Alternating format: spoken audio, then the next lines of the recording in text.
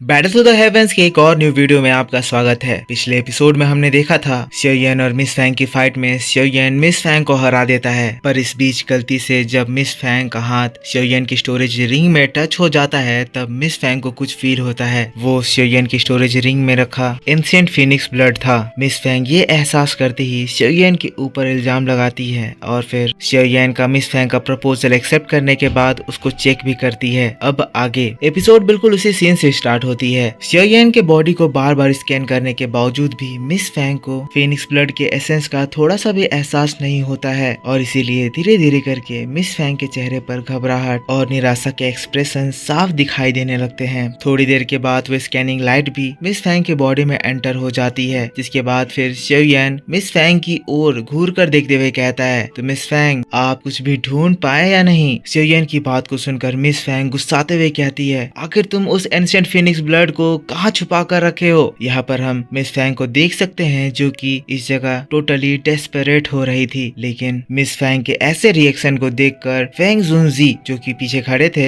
आगे आकर फिर अपने बोल्ड वॉइस में कहते हैं, फेंग चिंगर ये मत सोचो कि मेरे सामने होकर भी तुम कुछ भी रिएक्शन दे सकती हो, भले ही तुम हेवन डीमन फिनिक्स ट्राइब की मेंबर हो, पर अगर तुम बार बार मुझको अपनी इन हरकतों से उकसाओगी तो फिर मैं दाओजुन तुम्हारे साथ क्या करूंगा, उसके बाद कोई मुझे दोष ना दे। ये मिस फैंग को फेंग जुनजी से साफ धमकी थी। ले जुनजी भी फेंग जुनजी की बात को सुनकर सिचुएशन को समझते हुए फिर आगे बढ़ता है, कहता है, किंग बहुत हो गया, आज का मैटर यहीं पे खत्म होता है, जरूर ही वो तुम्हारी मिसअंडरस्टैंडिंग होगी। मिस फैंग हड़बड़ाते हुए फिर भी ले जुनजी से कहती है, पर मास्टर, पर इससे पहले कि वो आगे कुछ भी कहती ले जुनजी गुस्से से मिस फैंग की ओर देखता है और इसके एक्सप्रेशन को देखकर मिस फैंग आधे में ही रुक जाती है। ले जुनजी उसके मास्टर थे और वो अपने मास्टर के वर्ड्स को किसी भी हालत में काट नहीं सकती है, पर फिर भी मिस फैंग के मन से अभी भी xiaoyan के लिए गुस्सा गया नहीं है और फिर वो xiaoyan को घूरते हुए कहने लगती है, पता नहीं तुम यहाँ पर किस तरह की चाल चले, तुम यहाँ से बचकर आज जा तो रहे हो, पर मैं तुम्हें ऐसे नहीं छोड़ने वाली हूँ। ये कहते हुए फिर मिस फैंग और ले जुनजी वहाँ पलट जाते हैं। अब वो जैसे ही पलटते हैं xiaoyan मुंह खोलता है, कहता है, लगता है तुम सभी लोग ही एक तरह के ही हो, अपनी बात बोलकर फिर से पीछे हट जाना। xiaoyan ये बात इसीलिए कह रहा है क्योंकि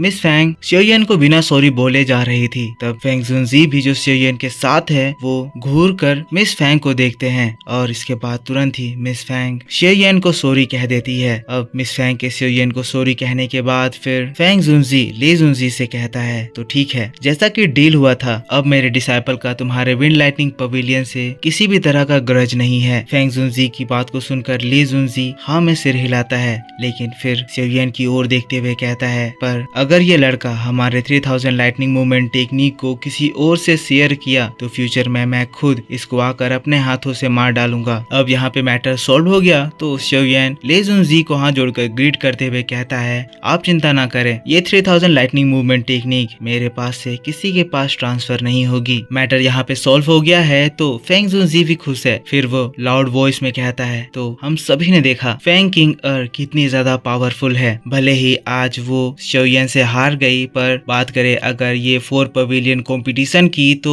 मुझे नहीं लगता आज हमें दोबारा इस कंपटीशन को कंटिन्यू करना चाहिए। फेंग किंग बहुत ही ज्यादा ताकतवर है और मुझे लगता है कि वो इस बार भी इस कंपटीशन को जीत जाएगी, इसीलिए ले जुनजी इस बार भी विनर का खिताब तुम्हारे विंड लाइटनिंग पवेलियन को जाता है। फेंग जुनजी दोस्तों ऐसा इसीलिए कह रहे हैं क्योंकि ले जुनजी ने अभी xiaoyan को फेंग जुनजी की वजह से इतने सीरियस मैटर के बाद भी जाने दे दिया, इसीलिए फेंग जुनजी का ले जुनजी को फेवर देना इतना तो जायज है। बाकी लोग ऊपर जियान जुनजी और क्वान जुनजी भी सिर हिलाकर फेंग जुनजी की बातों को एग्री करते हैं, जिसके बाद फेंग जुनजी अपना हाथ उठाते हैं और फिर वहाँ पर एक बहुत ही बड़ा ईगल आ जाता है। फेंग जुनजी कहते हैं, तो यहाँ का मैटर अब खत्म हुआ, अगर मुझे समय मिलेगा तो मैं विंड लाइटिंग पवेलियन में दोबारा विजिट करूंगा। कहते हुए फिर वो ईगल में चढ़ जाते हैं, जिसके पीछे xiaoyan, जिसके पीछे मुकिन और फिर लिन यान भी ईगल में सवार हो जाता है और फिर फेंग जुनजी ईगल के हेड पर कदम रखते ही ईगल बहुत ही तेजी से विंड लाइटनिंग पवेलियन से बाहर निकल जाता है। फिर यहाँ एक एक करके दोनों दाओजुन्स भी विंड लाइटनिंग पवेलियन को छोड़कर निकल जाते हैं, पर इनके जाने के बाद अब ले जुनजी का मुंह बन जाता है। यहाँ पर हुए इस फैसले से ले जुनजी गुस्सा है, जिसके बाद फिर वो मिस फैंग के पास जाता है और फिर कहता है, किंगर क्या तुम श्योर हो क्योंकि उसके पास एंशिएंट फीनिक्स ब्लड था। मिस फैंग बहुत ही कॉन्फिडेंटली कहती है, हाँ मास्टर, मैं पूरी श्योर हूँ कि मैंने एंशिएंट फीनिक्स ब्लड उसके अंदर से महसूस करा था। ली जुनजी ये सुनकर फिर कहता है, ठीक है, भले ही ये मैटर यहाँ पे खत्म हुआ है, पर मैं चाहता हूँ कि तुम ये बात जाकर अपने ट्राइब में भी बता दो, वो लोग आगे की प्रोसेस खुद ब खुद देख लेंगे। फिर खुद में कहता है, शिवयन, भले ही तुम हमारे विंड लाइटनिंग पवेलियन की 3000 लाइटनिंग मूवमेंट टेक्निक को ले लिए हो, पर इसके बाद मैं तुम्हें ऐसा कर दूंगा कि तुम अपनी किसी भी तरह की दाव की स्किल को यूज नहीं कर पाओगे। सीन यहाँ से शिफ्ट हो जाता है और हम लोगों को फेंग जुनजी और शिवयन के साइड में दिखाया जाता है, जो कि तेजी से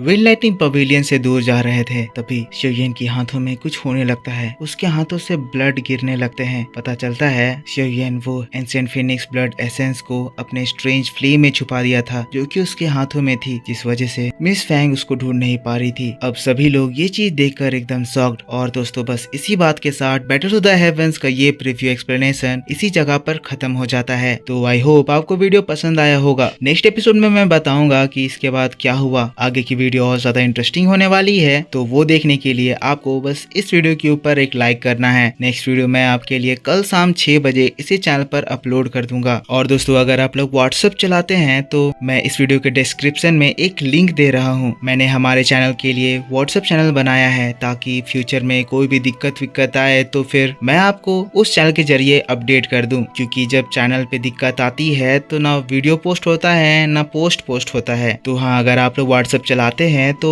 व्हाट्सएप के हमारे ओताकू सेनपाई चैनल को जरूर से सब्सक्राइब कर लें। आपको लिंक इस वीडियो के डिस्क्रिप्शन में मिल जाएगा। और हाँ, ऐसा नहीं है कि उस चैनल पे कुछ नहीं आएगा, उस चैनल में मैं आपके एंटरटेनमेंट के लिए काफी चीजें भेजूंगा। तो सभी लोग जाओ और उसको सब्सक्राइब करो। इस चैनल को भी सब्सक्राइब करके बेल आइकन जरूर से ऑन कर लेना, ताकि जब भी मैं वीडियो डालूं तो आपको सबसे पहले पता चल जाए। तो दोस्तों, मैं मिलता हूँ आपसे नेक्स्ट वीडियो को लेकर। तब तक के लिए take care, bye bye and thanks for watching.